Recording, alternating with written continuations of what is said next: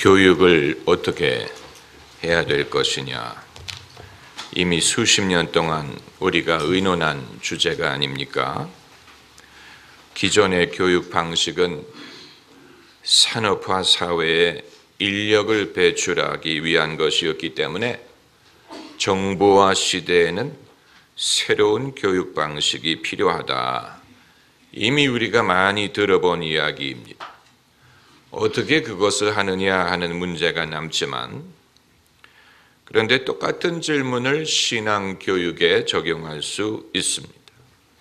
우리가 주입식 말하지만 신앙교육처럼 주입식인 것이 없어요.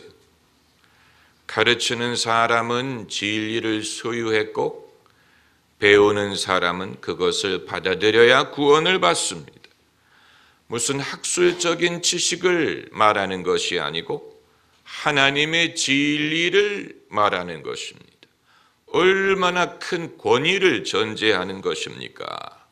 주입식도 이런 주입식이 없습니다. 그러나 동시에 신앙교육에서처럼 가르치는 사람과 배우는 사람의 동등한 데도 없습니다. 그렇지 않습니까?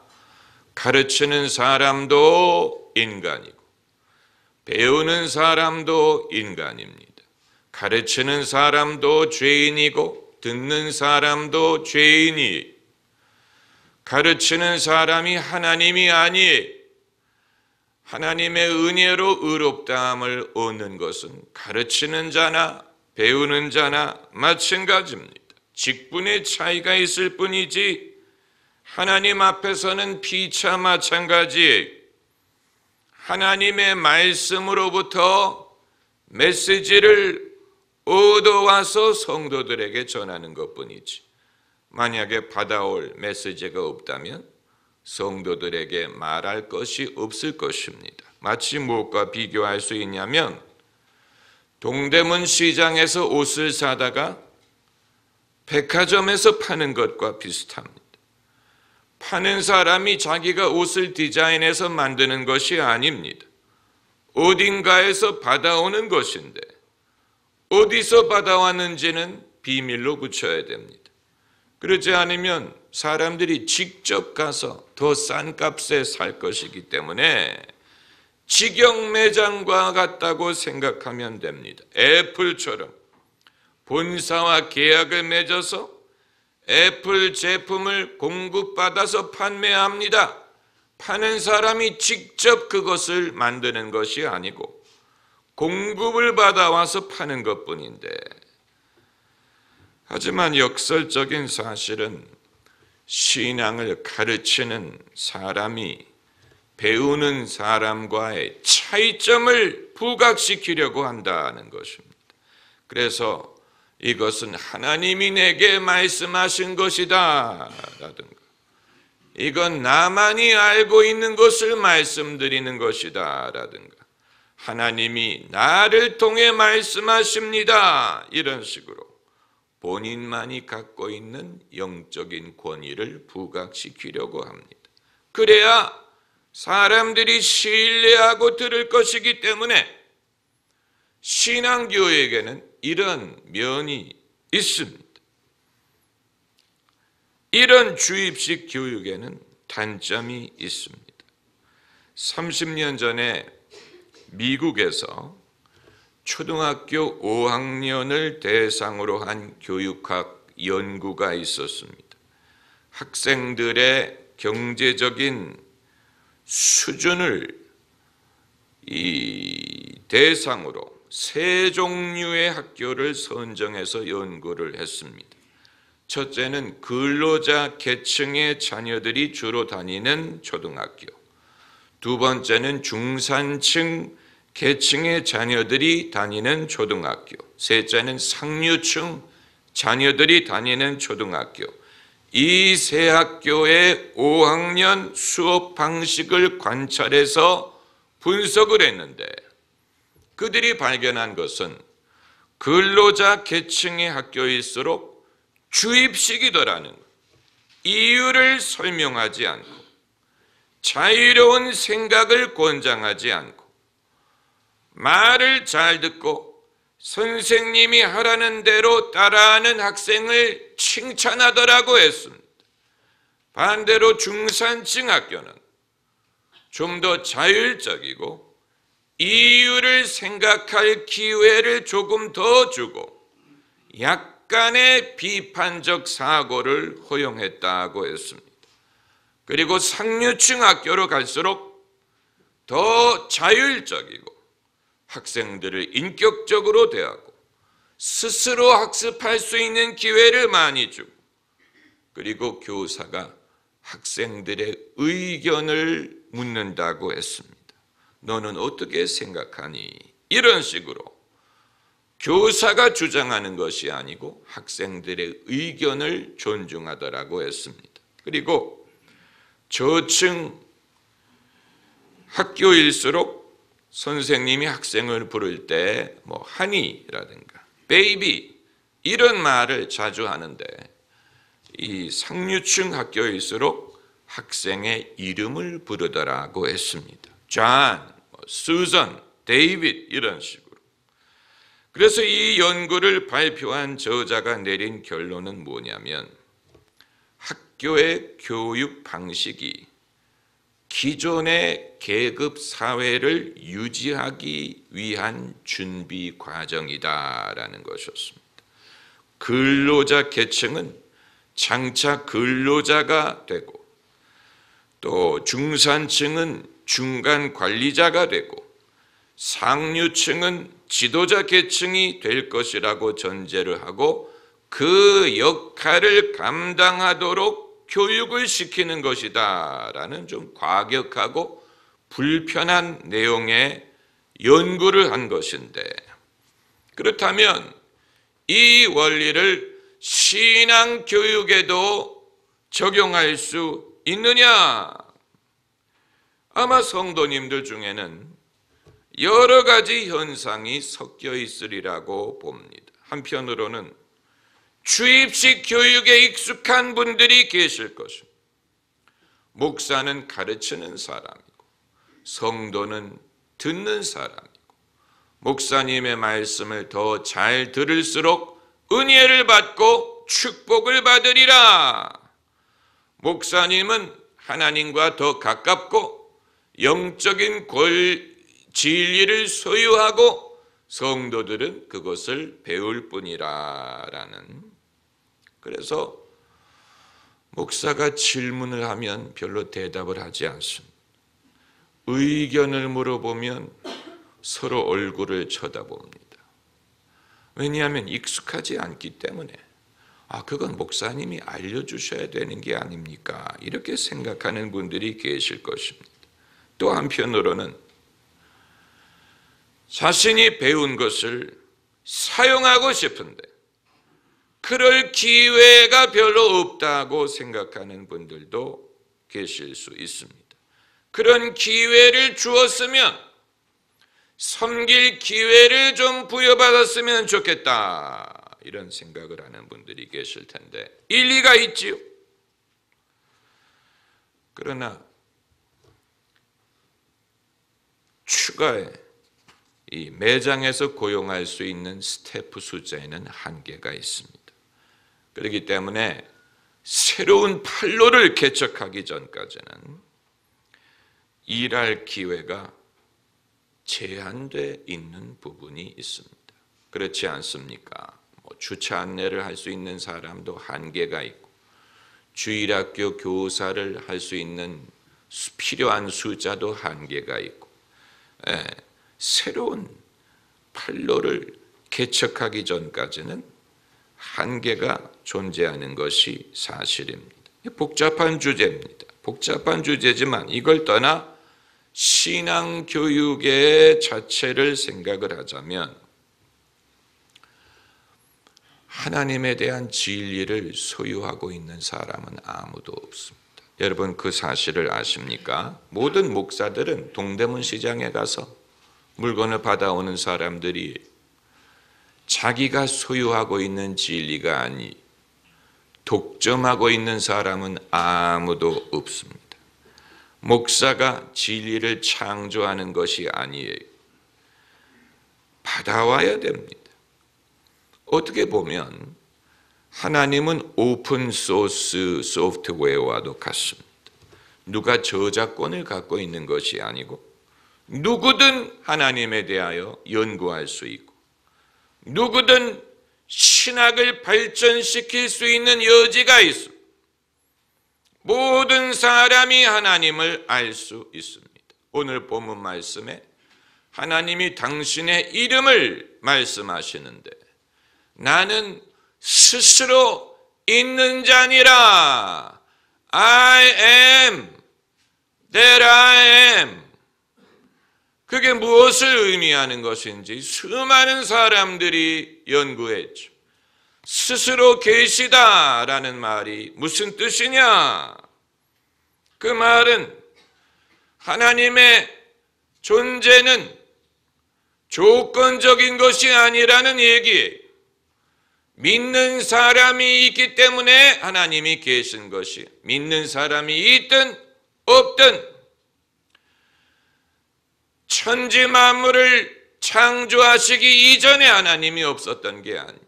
하나님은 그때도 계셨습니다. 하나님은 어떤 기관, 조직, 단체, 종교에 의존해서 존재하는 분이 아니에요. 스스로 계시는 분입니다. 만인 제사장론이라는 것은 그것을 말하는 것입니다. 어느 누구도 하나님에 대하여 독점권을 갖고 있는 것이 아닙니다. 우리는 다 똑같은 사람이고 하나님은 사람을 차별하시지 않습니다. 하나님은 스스로 계시기 때문에 모든 사람은 하나님을 알 수 있습니다. 제가 이것을 말씀드리는 이유는 첫째는 신앙 교육을 하는 분들은 교사든 셀 리더든 교육자든 모든 사람, 신앙 교육을 하는 분들은 학생도 얼마든지 하나님을 알 수 있다는 사실을 기억하고 주입식으로만 가르치려고 하지 말고 대화를 하고 질문을 하고 의견을 물어보고 그들의 경험을 말하게 하고 학생이 스스로 깨우치도록 도와야 됩니다. 이것은 아주 중요한 것입니다. 많은 사람들이 하나님을 이미 경험해 봤지만 그것이 하나님인 줄 모르는 경우가 많습니다. 야곱이 베델에서 하나님이 여기 계시건만 내가 알지 못할도다 라고 말한 거죠. 하나님이 계시는데 미처 깨닫지 못한 것뿐이죠. 의외로 많은 사람들은 하나님을 이미 경험했고 하나님에 대하여 알고 있는데 그렇기 때문에 내가 가르쳐주면 깨달을 거야 라고 생각하기보다는 그 자리에 와 있다는 사실은 이미 하나님의 인도를 받고 있다는 것이기 때문에 물어보고 스스로 생각할 기회를 주고 그들의 경험을 존중하고 그리고 우리 모두가 같은 입장에 있다는 것을 생각하고 나누는, 나는 가졌고 저쪽은 없기 때문에 내가 주는 것이 아니고 우리가 서로 쉐어한다, 나눈다라는 아주 중요한, 이것은 입장의 변화를 말하는 것입니다. 입장의 변화. 제가 성도님들 만나는 자리에서 질문을 하면 아무도 대답을 안 해요. 서로 얼굴만 쳐다보세요. 내가 어려운 질문을 해서 그러나? 여러분 로스쿨에 가면 로스쿨 공부 방식이 소위 소크라테스 방식이라고 해서 학생 수에 좌우되지 않고 교수가 학생들의 좌석표를 보고 질문을 한다는 사실을 아십니까? 암묵에 그리고 질문을 하고 대답을 하면 마치지 않고 추가 질문을 하고 또 질문을 합니다. 그런데 한 사람에게 질문하는 것을 통해서 모든 학생들이 배웁니다. 그런 방식으로 강의를 진행한다는 사실을 아십니까? 소크라테스 방식. 소크라테스는 강의를 하지 않고 제자들에게 질문을 하고 제자들이 답변을 하는 과정에서 스스로 깨닫게 한 부분이 있죠. 예수님도 질문을 많이 하셨어요. 사람들이 나를 누구라 하느냐? 너희는 나를 누구라 하느냐? 내가 이 일할 수 있음을 너는 믿느냐? 예수님은 질문을 많이 하셨고 제자들이 질문하는 과정에서 하나님의 계시를 받는 경우가 많았습니다.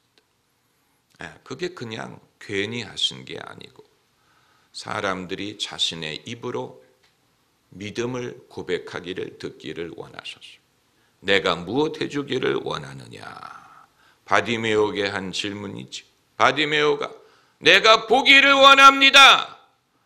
그 말을 하기를 원하셨습니다. 그래서 내 믿음대로 될지어다. 사람이 마음으로 믿어 의에 이르고 입으로 시인함으로 구원에 이르는도다. 우리는 마음으로는 많이 믿는데 입으로 시인하는 부분에 있어서는 주저하는 그런 경향이 있지요. 그러나 입으로 시인하는 과정에서 잠재적인 차원에만 있던 믿음이 풀려지는 믿음을 풀어놓는 역사가 일어나기 때문에 입으로 믿음을 시인하는 과정에서 엄청난 능력을 얻습니다. 아주 중요한 것입니다. 그리고 두 번째는 모든 성도님들도 의존적으로 하나님에 대해서 알려고만 생각하지 마시고 하나님은 스스로 계시는 분이기 때문에 누구든 언제든 어디서든 하나님을 알 수 있다는 사실을 믿으셔야 돼요. 그래서 사무엘이 어렸을 때 어른 엘리 제사장도 듣지 못했던 하나님의 음성을 들었던 것처럼 제자가 스승이 듣지 못하는 하나님의 음성을 들었죠. 다윗이 어린 소년이었을 때 왕인 사울도 엄두를 내지 못하는 골리앗과 싸워 이겼지요. 하나님은 사람을 차별하지 않습니다. 그러므로 기대감을 갖고 믿음을 가져야 됩니다. 나도 알 수 있다. 하나님은 나를 통해서 역사하실 것이다. 이것을 믿어야 됩니다. 그런데 또 한편으로는 그렇다고 아무렇게나 자기 스스로의 방식으로 하나님을 알 수 있다는 말이냐? 그건 아닙니다. 성경이 우리에게 말해주는 것이 그것입니다. 아무리 우리가 포스트 모던 시대에 살고 있더라도 구원에 이르는 믿음을 갖기 위해서는 그냥 내가 혼자 생각해서 되는 게 아니고 성경 말씀을 읽어야 됩니다. 성경 말씀을 들어야 돼. 성경 말씀 없이 하나님을 알 수 있는 건 아니에요. 교회를 다녀야 됩니다. 교회를 다니지 않고 기독교인이 되는 것 극히 어렵습니다. 예수 그리스도를 믿어야 됩니다. 예수 그리스도를 통하지 않고는 하나님께 갈 수 없습니다. 나는 길이요 진리요 생명이니 나로 말미암지 않고는 아버지께로 올 자가 없느니라. 그러니까 하나님의 존재를 믿더라도 예수 그리스도를 통하지 않으면 하나님께 갈 수 없다는 진리. 예수님을 통해서 하나님과 화목할 수 있고 예수님을 통해서 하나님의 구원을 받을 수가 있고 예수 그리스도를 통하여 하나님을 알 수가 있습니다. 그런 의미로 예수님은 우리의 대제사장이시요, 우리의 랍비시요, 우리의 이 구원이 되는 것입니다. 기독교 진리는 사람이 스스로 공부하고 연구하고 깨달아서 얻을 수 있는 것이 아니고 계시로 말미암는 것입니다. 오늘 본문이 보여주는 것이 그것입니다.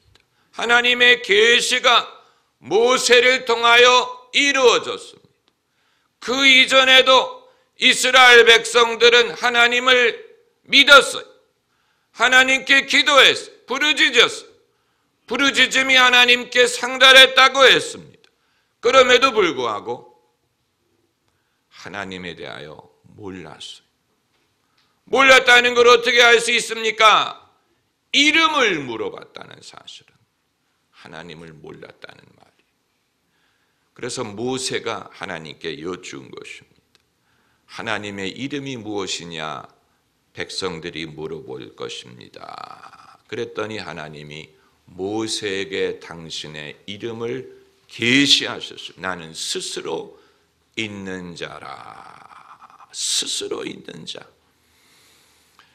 그러니까 이미 백성들이 하나님을 의지하고 하나님께 기도하고 하나님이 계시는 것을 알고 있었지만 하나님은 당신이 누구신가 하는 것을 모세라는 선지자를 통하여 계시하셨습니다. 이거 모세가 위대하다는 말을 하고자 하는 게 아니에요. 다만 모세를 통하여 하나님이 당신을 드러내셨다는 것입니다. 우리가 집을 찾아갈 때 주소를 알아야 되는 것처럼 하나님을 찾아갈 때 주소가 옳아야 됩니다. 올바른 주소. 엉뚱한 주소로 가게 되면 하나님이 아닌 다른 것을 마주칠 수도 있습니다.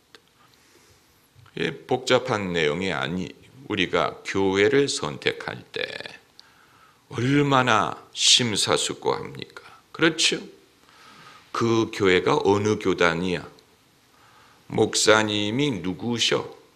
목사님이 어느 신학교를 나오셨어? 목사님이 이전에 어느 교회에 심우하셨어? 꼬치꼬치 따집니다.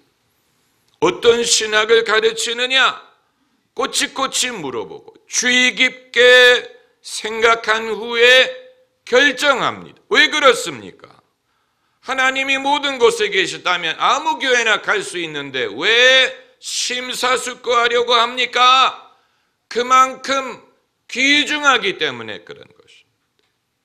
아무 데나 갈 수 있는 게 아니에요. 하나님은 아무 데서나 살 수 있는 물건 같은 분이 아니에요. 귀중한 진리, 거룩, 구별됨, 고귀함. 하나님은 그러합니다. 그래서 모세가 하나님의 이름을 여쭤보았을 때 그 이름은 사람들이 함부로 입에 올릴 수 있는 이름이 아니었습니다. 그래서 이후에 유대인들은 하나님의 이름을 글로 쓰기는 하지만 입으로 발음하지는 않으려고 했습니다. 거룩한 이름이기 때문에 글로 쓰기는 하지만 입으로 말하려고 하지는 않았습니다. 지금도 유대인들은 하나님의 이름을 영어로 쓸 때 G-O-D 아닙니까? God. 거기에서 모음을 빼고 G/D라고 씁니다. 그 말은 내가 하나님의 이름을 발음하지 않겠다라는 뜻인데 이건 우리가 배워야 될 부분입니다. 하나님의 이름은 너무 거룩하고 하나님은 너무 거룩하신 분이기 때문에 우리가 섣불리 그분의 이름을 입에 오르락내리락 하고 우리가 섣불리 말할 수 있는 것이 항상 겸손하고 경외하는 마음, 경건한 마음으로 입으로 고백하고 생각해야 되는 것입니다. 할렐루야. 기도하십시다.